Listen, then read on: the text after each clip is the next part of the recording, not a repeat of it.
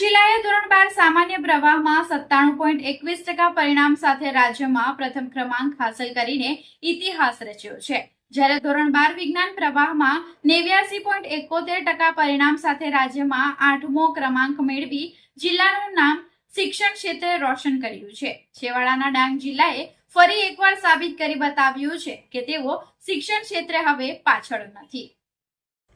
ડાંગ જિલ્લામાં ધોરણ 12 સામાન્ય પ્રવાહમાં 1848 વિદ્યાર્થીઓ પાસ થતા 97.21% પરિણામ જાહેર થયું છે। સામાન્ય પ્રવાહમાં જિલ્લાની 13 શાળાઓએ 100% પરિણામ મેળવ્યું છે।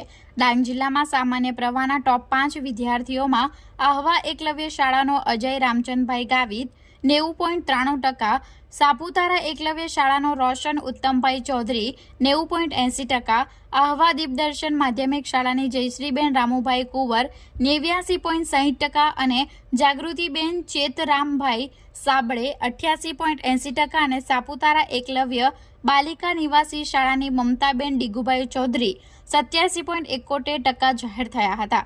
જ્યારે વિજ્ઞાન પ્રવાહમાં 89.71% સાથે ડાંગનો રાજ્યમાં 8મો ક્રમ આવ્યો હતો। ડાંગ જિલ્લામાં વિજ્ઞાન પ્રવાહમાં 3 શાળાઓએ 100% પરિણામ મેળવ્યું છે।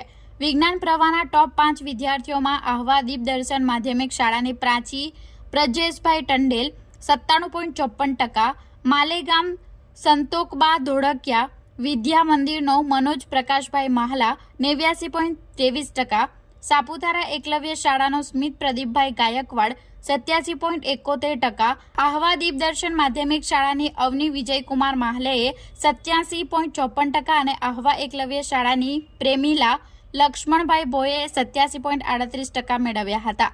ડાંગ જિલ્લાના આ ઉત્કૃષ્ટ પરિણામ બદલ જિલ્લા કલેક્ટર શાલિની દુહાન, જિલ્લા વિકાસ અધિકારી કે.એસ. વસાવા અને જિલ્લા શિક્ષણ અધિકારી જિગ્નેશ કુમાર ત્રિવેદી, પ્રાથમિક શિક્ષણ અધિકારી વિજય દેશમુખ, તમામ વિદ્યાર્થીઓ, શિક્ષકો અને વાલીઓએ અભિનંદન પાઠવ્યા હતા। મારું નામ ટંડેલ પ્રાચી છે। અત્યારે મારું સાયન્સનું રિઝલ્ટ આવ્યું, તેમાં મારા ઓવરઓલ પર્સન્ટાઇલ 99.99 અને મારા પર્સન્ટેજ 97.54 આવ્યા છે। અને મેં અત્યાર સુધી કોઈ પણ ક્લાસમાં એનરોલ નથી કર્યો। મારી પોતાની જ મહેનત હતી અને એની સાથે સાથે મારા માતા પિતા અને મારા શિક્ષકોનો સાથ હતો, એટલે હું આ પર્સન્ટાઇલ રેન્ક મેળવી શકી છું। મારો ગોલ IAS ઓફિસર બનવાનો છે। ફક્ત 21 વર્ષની ઉંમરે જ મને આ UPSC ક્રેક કરવાની ઈચ્છા છે ને હું એના માટે જરૂરથી પ્રયત્ન કરીશ મારા।